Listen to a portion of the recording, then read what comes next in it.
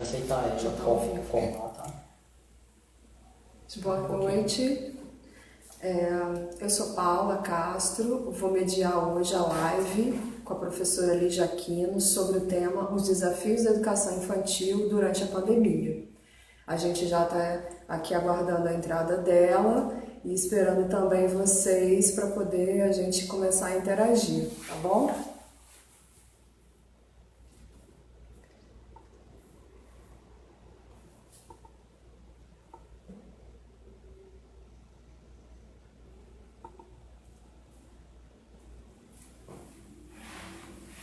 Aqui hoje acompanhando a gente essa live, a gente tem os intérpretes, tá? De Libras, Neemias que tá aqui, e aí quando a gente fizer a troca, tá bom? E hoje vamos discutir um pouco sobre uma temática que vem chamando muita atenção, que é justamente a questão de como trabalhar na educação infantil durante a pandemia, das diferentes modalidades de ensino que a gente tem conectadas aí com a realidade dos professores em todo o Brasil. A professora Lígia Aquino é vinculada à UERJ, a Universidade do Estado do Rio de Janeiro, ao programa de pós-graduação em educação, é especialista na discussão sobre educação infantil, né? E aí ela vai conversar um pouco hoje com a gente sobre como a gente pode pensar outras formas e estratégias de trabalhar a educação infantil nesse momento em que as aulas das escolas públicas do Brasil estão suspensas e das universidades também. E aí a gente iniciou essas atividades nas sextas-feiras às 19 horas para que a gente possa conversar sobre os temas que a gente debate nos grupos de trabalho do Conedu. Na semana passada a gente teve uma conversa sobre educação emocional e aí hoje, nessa sexta-feira, a gente vai conversar sobre educação infantil. A gente está só aguardando a professora Lígia conectar para a gente iniciar a nossa conversa de hoje, nessa sexta-feira.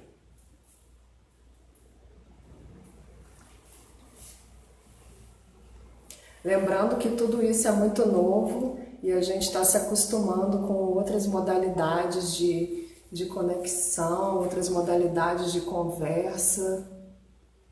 E aí a gente tem assim esse processo de adaptação para iniciar as nossas conversas. Espero que esteja todo mundo bem. Se for procura aí na lista. Devagar. Vamos ver aqui.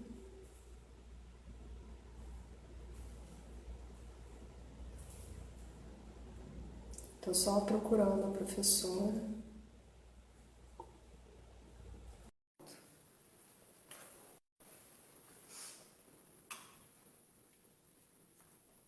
Enquanto isso, vocês podem mandar nos comentários, mandando perguntas. Pronto, conseguimos. Olá, Lígia. Olá, tudo bem? Tudo bem?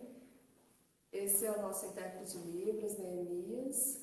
E aí eu fiz só uma pequena anúncio da nossa live. Aí eu vou deixar com você agora a palavra para os comentários para o pessoal. Já inicio, então? Já pode iniciar, a gente já está ao Ó, vivo.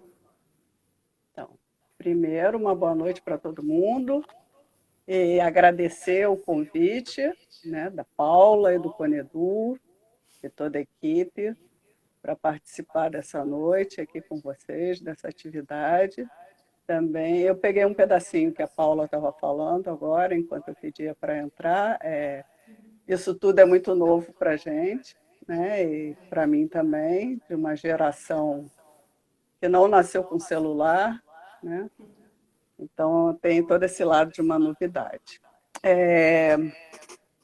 Então eu espero que eu consiga contribuir aqui com vocês. Estou me organizando aqui para ver as questões para a gente conversar. Primeiro que também assim, além de dar uma boa noite para todos e que seja bem-vindo e que a gente possa ter esse momento de conversa, né? Eu vou trazer aqui, primeiro, o que a gente combinou, de eu fazer uma pequena fala, algumas reflexões a partir desse tema. Né? O que é a educação infantil em tempos de pandemia? Né? O que a gente pode pensar sobre isso?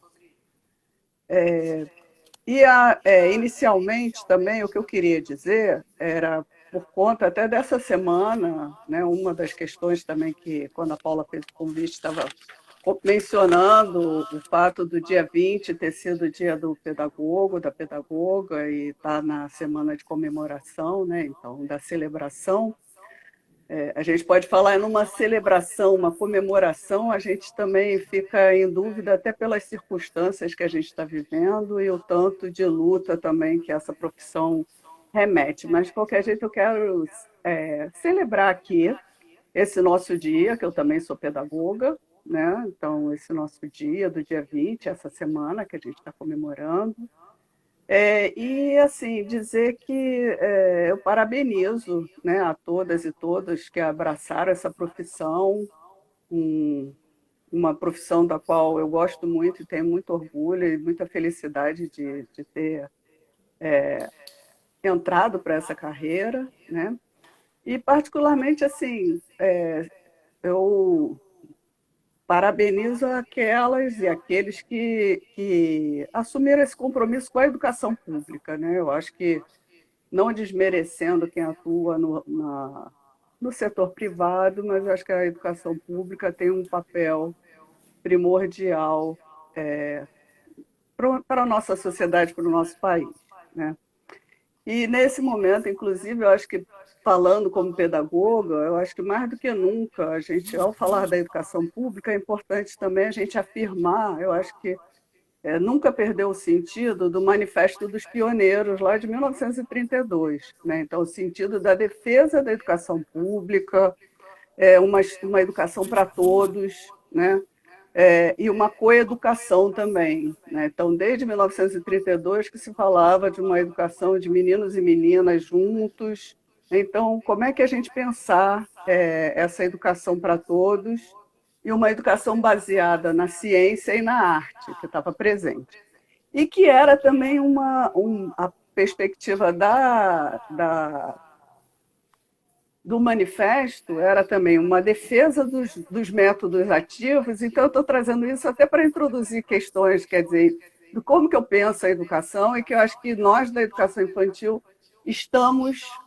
também devemos, né, pensar nesse sentido. Né? Então, uma educação baseada na ciência e na arte, uma educação que busca métodos ativos, ou seja, onde as crianças, os jovens, eles têm uma participação, a gente reconheça o processo deles como sujeitos ali de aprendizagem, de conhecimento, e um reconhecimento também da docência como intelectuais, quer dizer, a gente é um profissional que trabalha com conhecimento, né?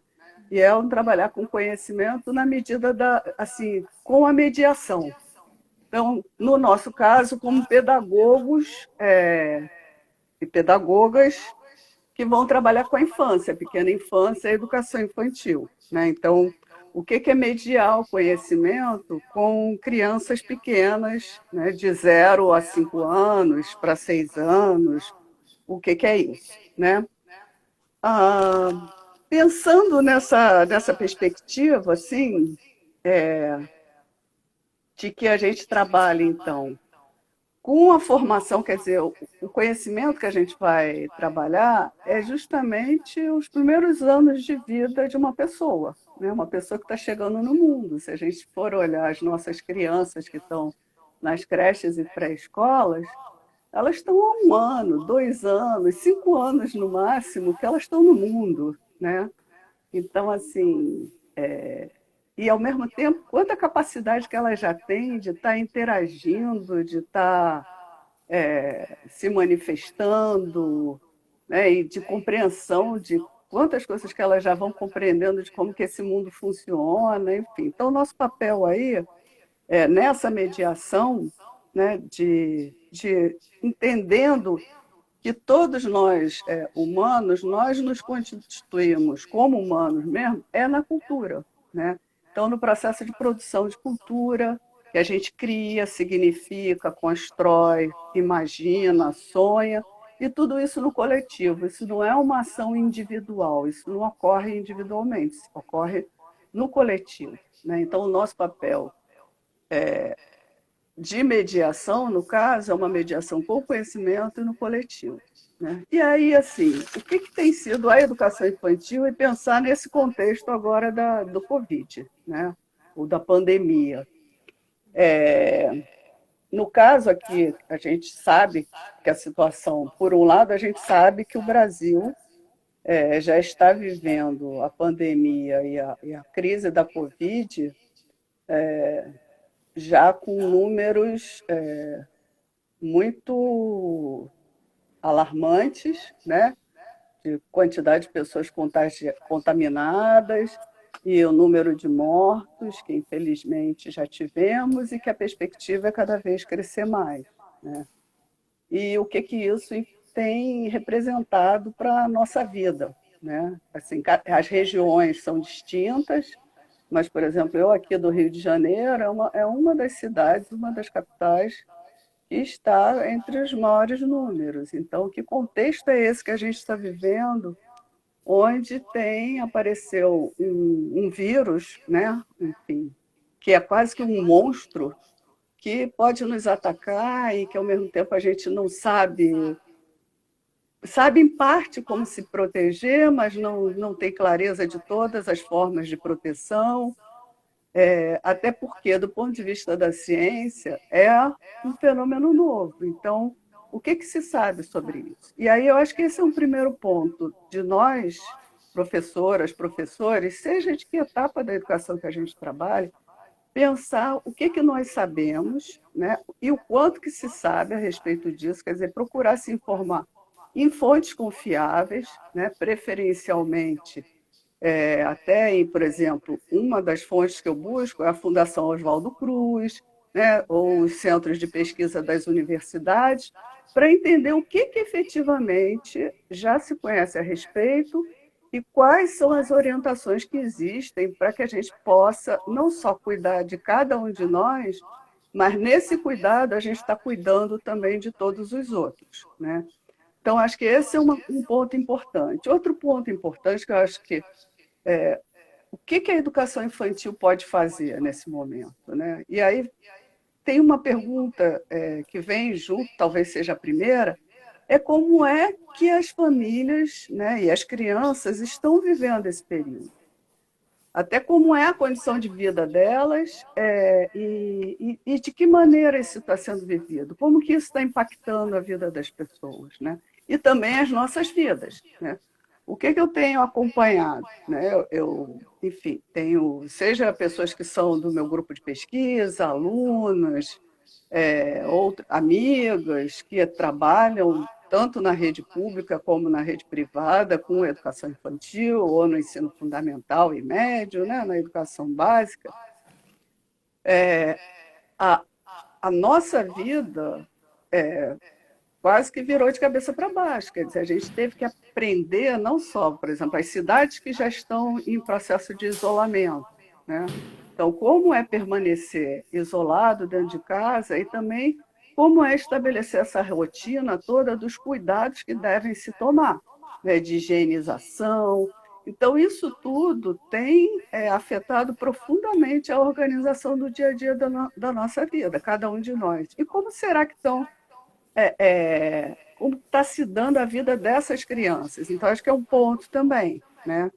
E pensar que as crianças, que boa parte das crianças com quem a gente trabalha, né, tomando em conta qual é a realidade brasileira, são crianças que vivem uma situação de vulnerabilidade profundamente afetada, né? São várias ordens de vulnerabilidade.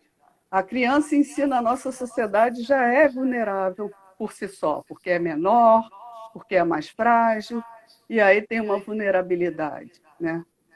Ao mesmo tempo, a gente tem uma sociedade com grandes desigualdades, né? Desigualdades econômicas. Então, assim, quais são os lugares de moradia dessas famílias? Como que essas pessoas estão se sustentando? Como é que elas estão podendo organizar a sua vida? Há casos de doença na família, já teve gente atingida, perderam parentes.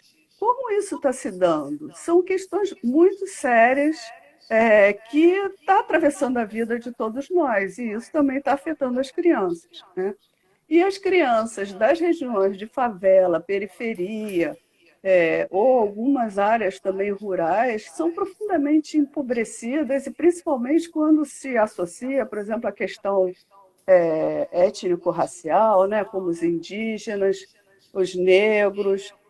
Isso daí tem gerado mais problemas, né? E aí eu não posso deixar de dizer, inclusive por ser carioca, ser do estado do Rio de Janeiro, a profunda tristeza que a gente está vivendo, que esses últimos dias foram assassinadas muitas crianças e jovens, né?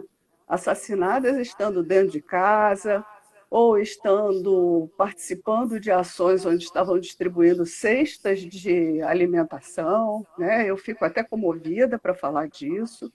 Então, assim, como que a nossa sociedade lida com as nossas crianças e os nossos jovens, e principalmente esses jovens mais vulneráveis, né?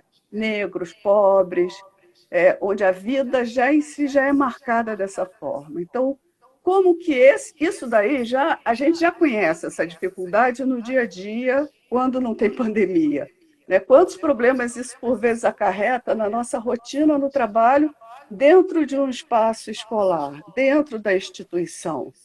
Então, o que é estas famílias, essas crianças vivendo nesse momento agravado por tudo que está se juntando à questão da Covid, né? Que também está vindo junto com uma crise econômica muito séria por conta, enfim, já de problemas econômicos que vinham associado com a paralisação de atividades, o desemprego. Então, é um cenário que é muito sério. Eu acho muito complicado se pensar numa educação infantil, quer dizer, um planejamento, uma proposta, como se a gente não estivesse vivendo nada disso, né?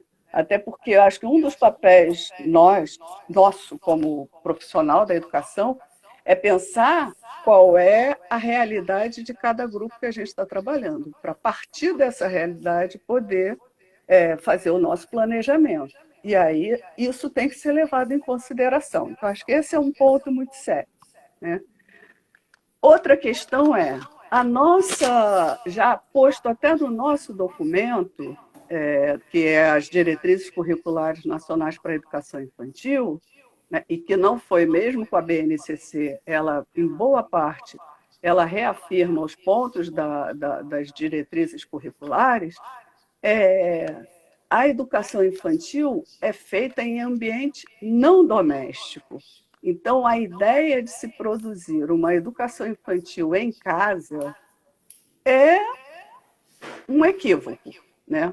Isso não quer dizer que nós, como profissionais da educação, não tenhamos um papel ou uma forma de colaborar, até porque, pelos vínculos que a gente já tem com as famílias, com as crianças, a gente tem uma responsabilidade aí, no sentido de que a gente abraçou uma profissão que se propõe a... Enfim, não é só trabalhar com as crianças e pronto. Trabalhar com as crianças significa ter uma responsabilidade, um compromisso com as crianças.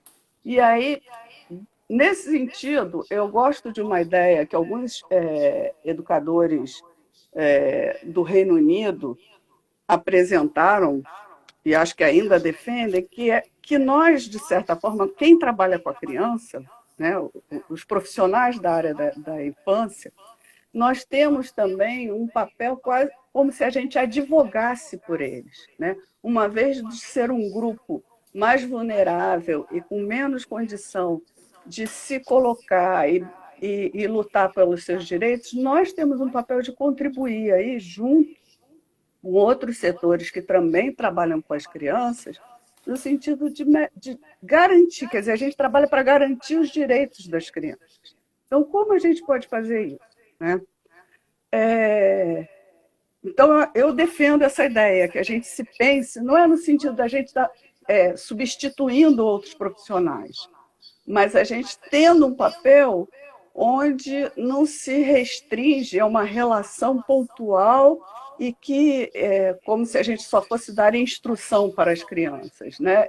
Eu sou uma pessoa educada e pensada, formada também pela pedagogia freiriana, do Paulo Freire. Então, é entender que a educação é uma educação para a pessoa inteira.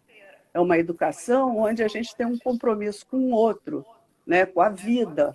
E aí, nesse sentido, como é o nosso compromisso com as crianças e com a qualidade de vida delas e a defesa dos direitos delas. Então, não me basta só ficar mandando trabalhos ou atividades, sugerindo atividades para as crianças, sem levar em conta as condições de vida que ela tem. Então, eu tenho visto algumas manifestações nesse sentido, de inclusive algumas redes, não sei se todas pelo Brasil, não tenho notícia, de que a primeira preocupação, na verdade, foi ver a questão da alimentação, porque boa parte dessas crianças, né, a escola não é só para dar alimento, mas ela também é um local que acaba cumprindo uma função social de garantir acesso a uma alimentação, né? E muitas vezes as 5 alimentações do dia para muitas crianças. Então, como que está sendo feito isso? E aí a educação, sem abrir mão da sua função, que é de educar, ela tem aí uma relação, ou deveria ter uma relação de capilaridade, né, com diferentes setores das comunidades que a cercam. Então, assim, ela tem o acesso a várias famílias, a vários grupos. E aí uma forma de estar junto, no sentido de ver quais são as dificuldades que essas crianças e suas famílias estão passando, para que a gente, não que a gente vá resolver, mas que a gente possa servir também como um canal de comunicação, né, para que, ou para essas famílias irem buscar recursos em um outro lugar, né, e aí a gente disponibilizar informação, ou muitas vezes a gente orientar aonde eles devem recorrer, que seja a Defensoria Pública da Infância, que seja a Secretaria de Saúde, que seja os órgãos da assistência, enfim.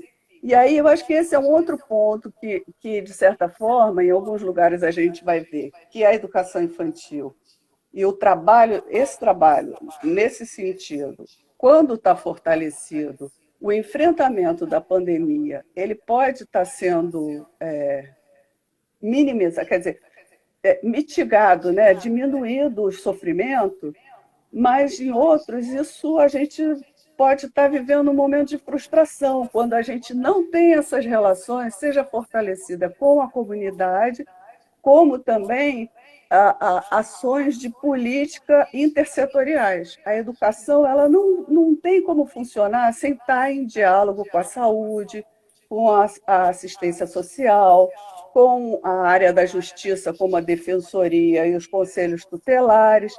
E aí, nesse enfrentamento da pandemia agora, onde está se dando isso, ou onde não está se dando, tem que buscar essa intersetorialidade para que se faça um encaminhamento nesse sentido, né?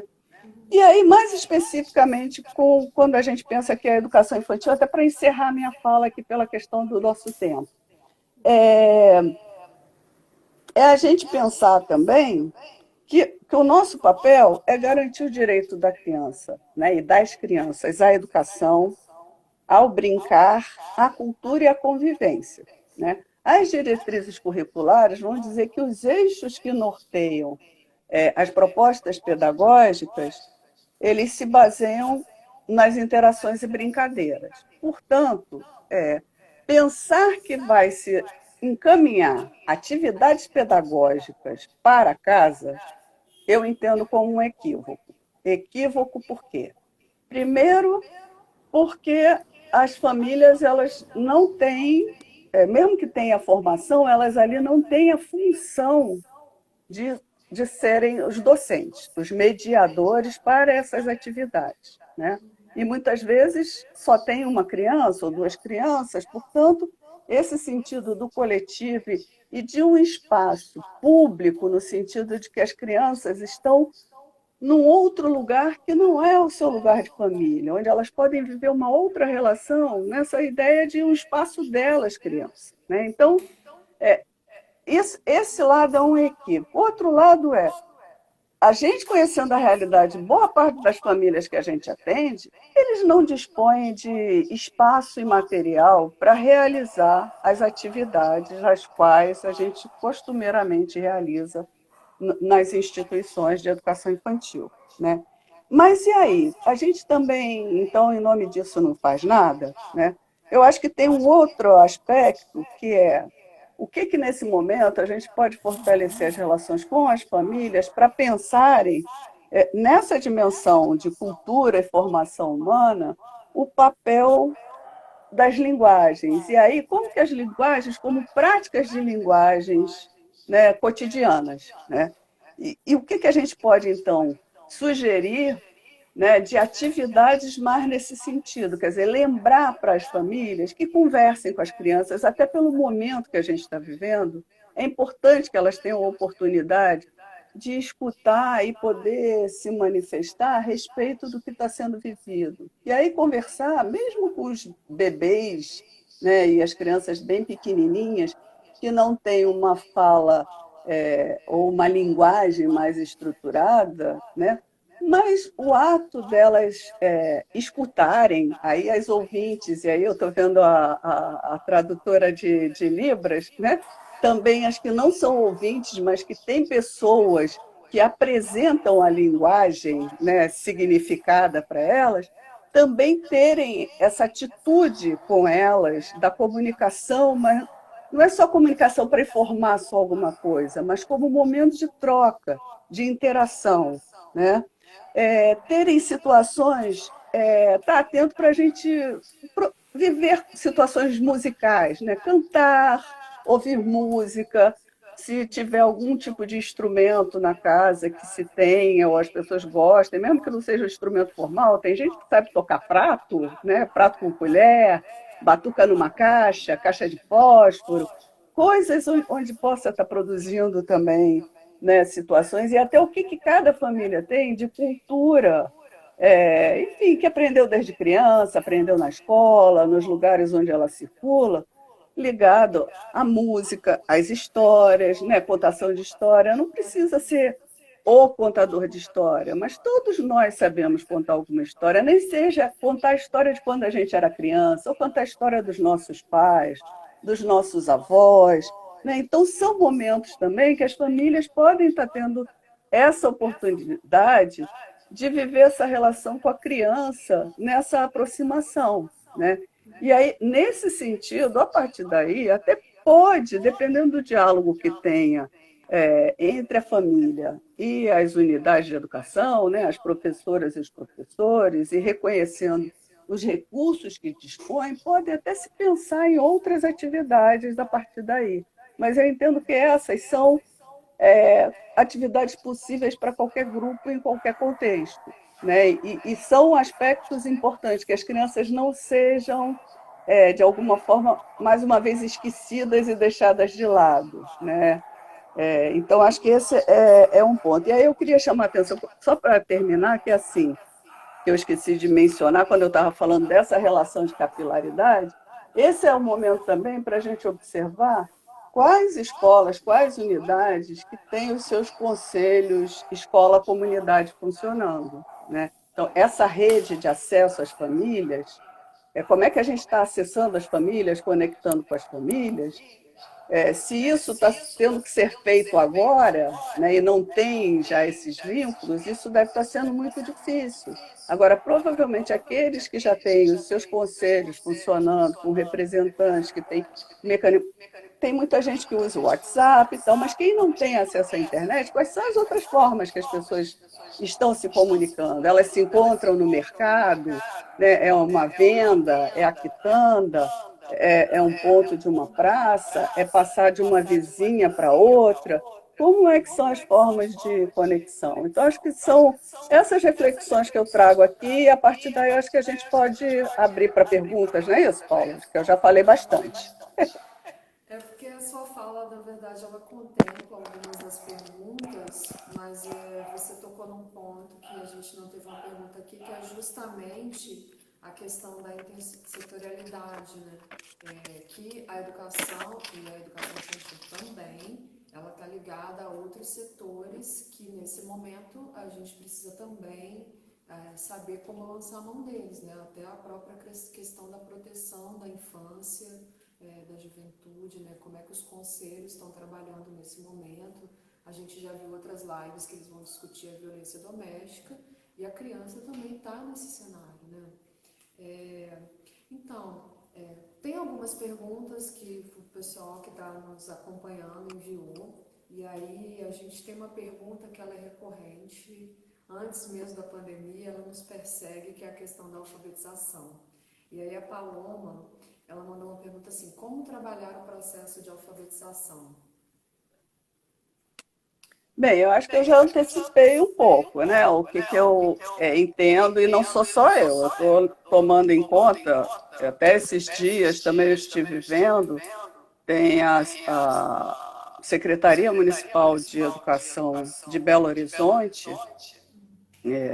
pelo menos o que está noticiado, né, é que não há nenhuma orientação para esse trabalho pedagógico destinado às famílias. E compreendendo que as famílias elas não têm o preparo, as condições, não é só, além das condições materiais, por acesso a equipamentos e tal, elas não têm formação para estarem ali acompanhando e fazendo a mediação necessária para o processo de aprendizagem, de estudo. Então, esse é um problema grave.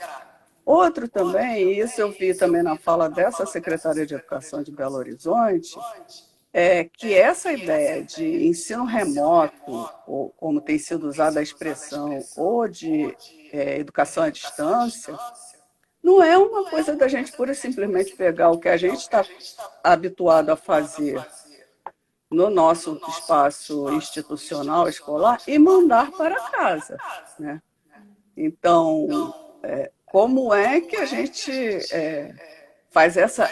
É uma forma de uma transposição, uma mudança, né, didática de como que se planeja as atividades, e aí, particularmente, eu digo, eu não sou especialista da área de EAD, e boa parte de nós não é. Então, assim, não é do dia para a noite que a gente vai virar youtuber, né, que vai saber dominar como é que se planeja essas atividades, que são muito diferentes do que você planeja para trabalhar com um grupo de crianças, do que você produz para cada uma das crianças. E, particularmente, a alfabetização, eu acho que é talvez uma das coisas mais sérias para ser repensada, né? E aí, assim, essa ideia de que a gente não pode perder tempo. Primeiro, qual é o tempo que a gente tem, né? Nós estamos vivendo, eu não sei, parece que algumas pessoas ainda não se deram conta do que a gente está vivendo. A gente está vivendo uma grande tragédia humana, e é da humanidade. Isso é uma grande tragédia. E é uma tragédia. Espero que a gente saia bem, né? Mas muitas pessoas já estão ficando pelo caminho. E aí a gente continua achando que vai fazer igual como estava e que só está dentro de casa. E fora isso, além dos pais não terem formação para fazer essa mediação, eles ainda estão tendo que cozinhar, lavar, arrumar, desinfectar tudo, né? Todos os produtos, todos os procedimentos de higiene estão sendo alterados. E fora que alguns devem estar vivendo ainda um sofrimento maior, porque tem lugares que não tem nem acesso à água e não tem recursos para ter sabão, né, ou álcool. Então, assim, qual é o nível de estresse que essas famílias estão vivendo? Será que vale a pena a gente colocar mais uma coisa para estressar essas famílias e aí, consequentemente, essas crianças? Será que a gente também não vai acabar virando mais um fator para aumentar a violência doméstica, né, dos adultos ficarem muito irritados porque as crianças não estão conseguindo fazer? Então, são coisas muito sérias para a gente pensar. Bem, vamos lá, vamos para outra? Não sei se eu respondi. Sim, essa é a minha resposta, né? Porque tem essa questão do tempo, ela tem permeado muitas discussões, né? Assim, a gente está perdendo tempo, a gente tem que planejar. né? A gente está primeiro aprendendo a viver numa situação nova, né? E aí Sim. precisa também se dar esse tempo. Eu acho que é bem por aí. Aí tem a Alanca Miranda, ela falou assim: como lidar com a dupla missão de ensinar pais e alunos em um ambiente atípico como o virtual? De novo, não é uma coisa de uma receita que, mesmo que eu soubesse, fosse uma especialista do EAD, ou já tivesse vivido exatamente isso, não é uma receita que a gente diz assim, pronto, você vai falar três coisas e dizer para os pais que eles têm que seguir esse roteiro. Na verdade, a gente está criando isso, né? Porque o EAD ele não tinha essa perspectiva para a educação básica, né? Então, a gente até então, a EAD tem sido trabalhada ou no ensino superior ou, em alguns casos, já para adultos em processos de complementação de escolaridade, algumas coisas nesse sentido. Então, EAD para crianças, né, e ainda mais crianças pequenas, é mais difícil.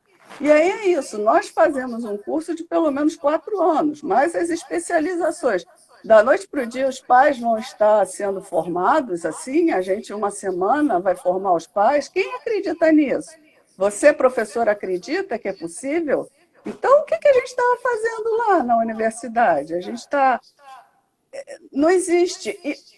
Mesmo que os pais estivessem numa situação ótima, entendeu? Não tivesse tudo isso que eu falei, vivendo a situação do estresse, em casas miseráveis, em lugares sem acesso à internet, sem dispor de um lugar para a criança poder estar, vamos dizer, vivendo uma experiência mais tranquila, né? Ainda mais, por exemplo, atividades do tipo, como falaram da alfabetização. Imagina uma casa que moram várias pessoas, cada pessoa fazendo uma atividade, os ruídos que tem, e aí você acha que a criança vai sentar, às vezes não tem nem mesa, se tem uma mesa para todo mundo estar usando, como que é esse espaço aí para essa criança trabalhar? E o que a gente vai dizer para essa família, né? Então, eu, sinceramente, acho que isso não existe. O que existe da orientação, eu acho que é essa. É orientar no sentido de, primeiro, abrir espaço de diálogo. O que eles estão nos dizendo, de como que eles estão vivendo, e talvez algumas curiosidades, dúvidas que eles tenham de como proceder com seus filhos. A gente está aberto para isso. Não que a gente vá dar todas as formas. Porque uma coisa é o que é o ambiente familiar, outra coisa é o ambiente escolar, né? Ou institucional.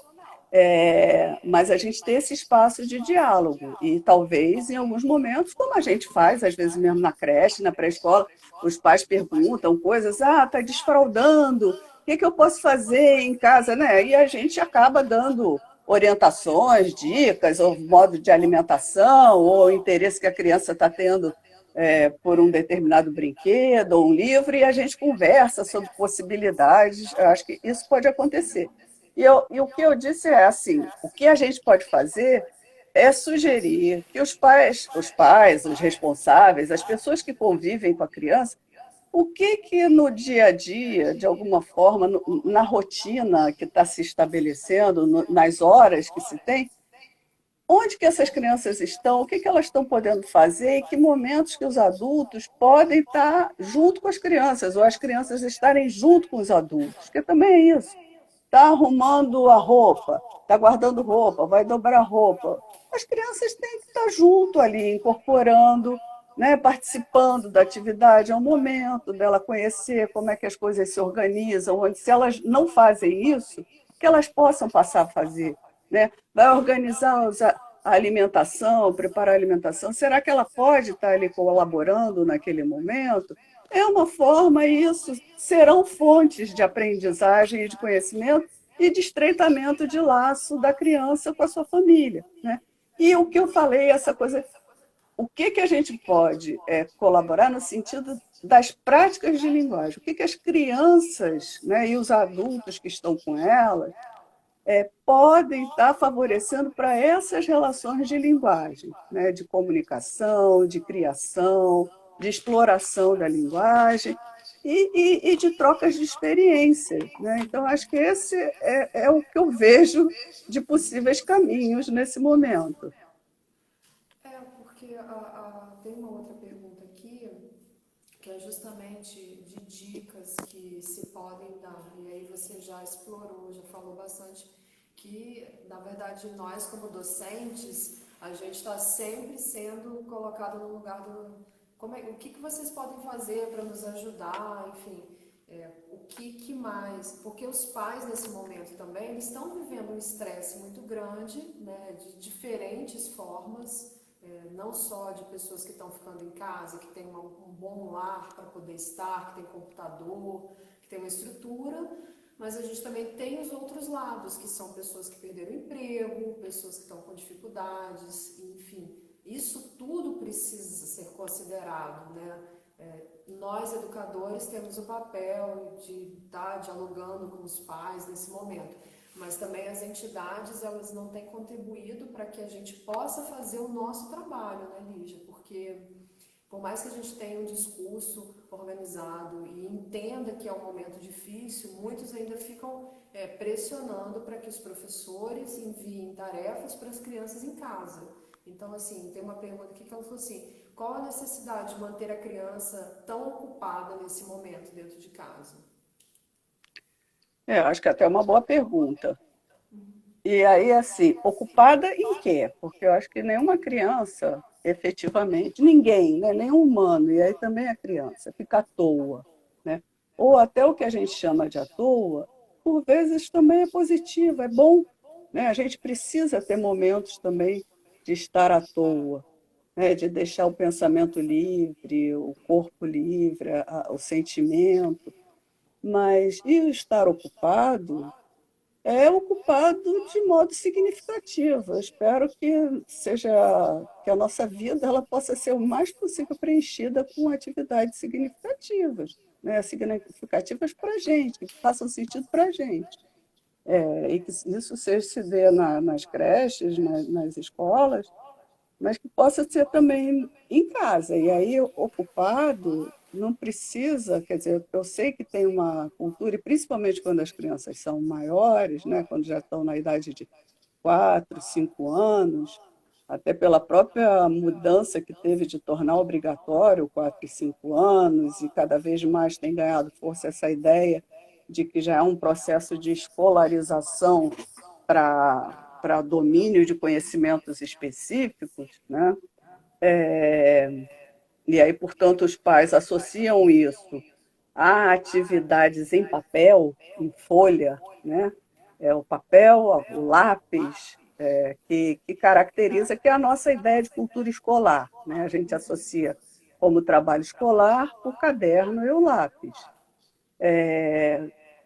Faz parte do nosso trabalho a gente poder ampliar e mostrar para as famílias que a educação, o processo de formação não se restringe só ao papel e ao lápis. Eu não condeno que se faça uso desses artefatos, porque eles são mais artefatos culturais que fazem parte do nosso dia a dia, cadernos, papéis, lápis, né? Agora, com que finalidade que a gente está passando isso? Né? E aí nada impede, por exemplo, que a gente possa tentar associar a alguns momentos onde o papel e o lápis, seja para as crianças registrarem o que elas estão fazendo, o que elas estão participando, né? Momentos. E aí, de novo, depende do que os adultos que estão presentes no dia a dia delas têm de disponibilidade de tempo. E aí eu acho que isso é um complicador. É preciso conhecer a realidade das famílias para saber se a gente não está inventando coisa para gerar mais estresse ou se a gente está gerando coisas que podem estar enriquecendo a relação da família, né, e a criança nessa família. Mas nada impede que a gente possa propor até algumas atividades, não no sentido de atividade que tem que entregar no dia seguinte, né? Tem que quebrar um pouco para aquelas instituições que ainda têm uma lógica muito disciplinar e de controle, que entenda que, nesse momento, esse tipo de controle não dá para funcionar, né? É uma coisa insana. A gente está fazendo uma coisa negativa. Agora, eu entendo também que muitas que podem estar aqui assistindo talvez trabalhem em instituições privadas, onde essa relação está muito mais tensa, porque passa pela questão do pagamento das mensalidades e as famílias, para pagarem, querem algum retorno, e aí, por sua vez, as direções das escolas começam a cobrar que se tenha produção para justificar o recebimento do salário e o pagamento da mensalidade, né? Agora, isso precisa ser dialogado. Eu proporia muito mais, se tiver que propor, né? E aí também o espaço que tiver, que fosse nesse sentido de levantar histórias que a família conhece, contar para a criança, ver o que a criança também tem a dizer. Quando a criança é uma criança que já articula uma linguagem que ela expressa uma ideia, um sentimento, né? Mas fazer um levantamento de músicas, e aí, nesse sentido, eu acho que a escola, dependendo dos canais que ela conseguiu estabelecer com essas famílias, ela possa mandar material, se não for online, porque só as famílias de poder aquisitivo mais alto é que todas têm acesso a uma internet com bons equipamentos rodando, né? Porque não é só ter acesso. Muitas pessoas, por exemplo, pesquisa recente mostra isso, nós temos 70 milhões de brasileiros que não têm acesso à internet. Nós temos 1/3 da população brasileira que não, que também, né, o acesso é nenhum ou quase precário. E quando se tem boa parte, que agora eu não sei o número, mas assim, quando se tem acesso à internet, é uma internet pré-paga, né, é uma internet que não tem uma velocidade que possa estar fazendo uso. Então, assim, a gente está gerando custos para a família quando usa a internet, né? Então, tem outros canais que possa fazer chegar outros materiais, como, por exemplo, seleção de música, e aí passar letras de músicas que possam ser cantadas, brincadeiras cantadas, tem como, enfim, uma coisa que, por exemplo, não está sendo usada, mas eu vejo já algumas pessoas da área da educação falando, a gente reativar o uso do rádio, né? E assim, que programas de rádio, a gente pode pensar nisso, que programas de rádio e televisão que são disponíveis e podem ser coisas interessantes para as crianças assistirem, e de preferência até acompanhada pelos seus familiares, para que isso daí gerem outras atividades, né? Fazer, por exemplo, fazer uma negociação onde a criança possa desenhar ou registrar comidas que ela gosta, ou coisas que ela gosta de fazer, né? As suas brincadeiras. Então, tem uma coisa onde o adulto não tem que estar tão presente para ajudar a criança naquela tarefa. Tem que ser tarefas onde ela tenha mais independência. Então, tem que pensar em função disso, né? Porque senão a gente não está passando só trabalho para criança, atividade para criança, a gente está passando atividade para a família, né? Então, isso é uma questão, enfim, também que se coloca aí. É uma diversidade muito grande, com questões muito sérias para a gente pensar, né? Diga, o que mais que temos, Paula? A gente, a Maria Pessoa perguntou assim, como lidar com as dificuldades de acharem que os primeiros anos a criança só vai para a escola brincar? Enfim, essa dificuldade... Brincar, o brincar, ela perguntou como lidar com a dificuldade de achar que nos primeiros anos a criança só vai para a escola brincar. Olha só, bem, vamos lá. A pergunta está curta, então a gente não sabe, né? E não tem a possibilidade de estar falando agora aqui, dialogando direto com quem perguntou. A criança, eu até entendo que ela não vai só para brincar, né? Embora o brincar, como eu falei já de início, os eixos norteadores das propostas, né, pedagógicas para a educação infantil são interação e brincadeira, interações e brincadeiras. Então, a brincadeira, a ludicidade, não é só no sentido da ludicidade como o momento de jogo e brincar de faz de conta, né? Mas a ludicidade, espera-se que ela esteja presente o tempo inteiro, né? E aí, nesse sentido, a criança, sim, vai para a creche, para a pré-escola, para brincar nessa perspectiva da ludicidade. Aí, quando eu chamo para ludicidade e que seja o dia inteiro, é entender que o modo como a criança, nos primeiros anos de vida, interage com o mundo, a relação do imaginário, né, que é uma marca forte da ludicidade, ele se dá quase que todo o tempo, ele é muito presente. Quer dizer, o modo como a criança vê o mundo e age sobre o mundo se atravessa muito pela imaginação, né? Então, nesse sentido, o que eu falo, por exemplo, que não é só quando a gente está brincando de casinha com a criança ou brincando com um jogo de tabuleiro ou de blocos de encaixar, de montar, mas entender que a ludicidade está presente, por exemplo, na contação de história. As histórias, a literatura, ela tem um ponto de conexão com, com o brincar, né?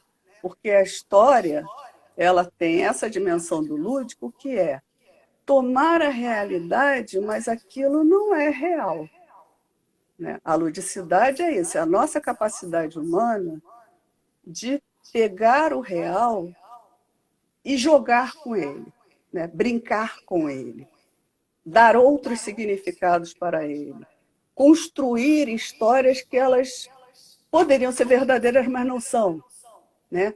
Assumir papéis dos quais nós não temos. Então, isso é uma atividade muito importante no nosso processo de formação e que isso é muito importante que a gente esteja atento nessa relação do dia a dia com a criança. E muitas vezes essa ação do lúdico, mesmo em momentos onde não estamos brincando, por exemplo, na hora da alimentação, né, ou no momento de higienização, a linguagem, a conversa entre adulto e criança, que está ali orientando, acompanhando aquela ação da criança, se a gente entra nessa perspectiva do imaginário, do lúdico, em geral, essa produção, esse momento da criança, ela participa com muito mais inteireza, né? Ela participa muito mais inteira, integrada, organizada e muitas vezes colaborativas, né? Então, como que às vezes a gente brincar de vai comer? Não é só senta e come essa comida, mas se a gente brinca que a comida é encantada, ou brinca que foi na casa da vovó e está comendo lá a comida que a vovó preparou, ou que a gente está indo num restaurante agora, o restaurante está servindo. Essas situações, elas exploram o nosso imaginário. A gente está fazendo, as crianças sabem que a gente está fazendo uma coisa real, mas, ao mesmo tempo, está indo por uma via onde a ludicidade está intensa. Então, eu não vejo um problema essa ideia. Eu acho que a gente tem que poder entender de uma forma mais abrangente o que é o brincar para a infância e saber defender isso junto às famílias, né? E aí, de novo, isso não quer dizer que não tenham horas, mesmo lá na creche e pré-escola, que as crianças fazem coisas onde elas não estão brincando, né? Elas estão fazendo algo, digamos, o amiguinho caiu e se machucou. A criança se dirige ali para apoiar o seu amiguinho, né? Ou para consolar, ou ajudar a se limpar, ou a pedir ajuda para que alguém passe um gelo, ou o que for, né? Fazer curativo. Ele ali não está brincando e, normalmente, naquele momento, ele não vai recorrer, né, a essa dimensão da ludicidade. Então, elas têm momentos que não estão brincando, né? Mas, enfim, eu acho que esses primeiros anos de vida é uma fase da vida que é fundamental a gente explorar a nossa capacidade imaginativa, que ela é uma das bases para, enfim, para nossa esse processo de humanização nossa, quer dizer, a nossa capacidade de lidar com o conhecimento, de ir além da nossa realidade, propor soluções, planejar, não é só no sentido de ser uma pessoa que cria muitas histórias, né, ou artisticamente, mas é uma pessoa que tem capacidade de fazer perguntas, né, sobre aquilo que ela está enfrentando, pensar sobre, explorar e buscar outros conhecimentos, apresentar soluções. Então, acho que a brincadeira, né, elas não é a brincadeira sem importância, é uma brincadeira com muita importância. Isso é verdade, porque como a gente está quase chegando no final, É, tiveram muitas perguntas, até porque é um momento totalmente novo para os pais, para as crianças, para os professores, não só os professores de educação infantil, mas para os professores de qualquer segmento, né, Lígia? é. E aí, assim, de todas as conversas que a gente teve aqui, é um momento também para as famílias se aproximarem do que é a vida da criança na escola e que valorizar a brincadeira é no sentido de que ela é um processo criativo e que desperta outras instâncias cognitivas da criança para o processo de aprendizagem, né? Não é o Uhum, brincar por brincar, ele está sempre uhum, relacionado a algo que é as regras, o processo de convivência, e mais ainda nesse momento que está todo mundo tendo que conviver dentro de casa, que sim. conviver em espaços, né, de confinamento que a gente não sabe como é que está acontecendo. É, adorei ouvir você, foi muito bom, de uma sensibilidade maravilhosa, né? Aliás, eu quero muito até aproveitar para agradecer a Maíra, que é linda, maravilhosa também. Falou, a Lígia Também. vai ser ótimo esse Que bom. momento, foi muito bom. O pessoal que está aqui acompanhando. E aí eu queria, assim, te pedir para deixar um recado para o pessoal da educação infantil, para os professores. E aí eu quero logo aproveitar para te agradecer pela sua disponibilidade e esperar que a gente possa ter outros momentos e Uhum. momentos em que a gente esteja realmente podendo se encontrar e com outras perspectivas de trabalho. Obrigada, Lígia. Então, muito legal também. Eu espero que tenha contribuído aqui. O que eu tenho, e agradeço também desde já, né? A gente já se conhecia lá de Proped, né? Do programa de pós-graduação, e, enfim, dos eventos no campo da educação. É, o que eu quero dizer, talvez reafirmar primeiro, assim, como que a gente, na educação infantil, e aí sendo pedagogas, pedagogos, né?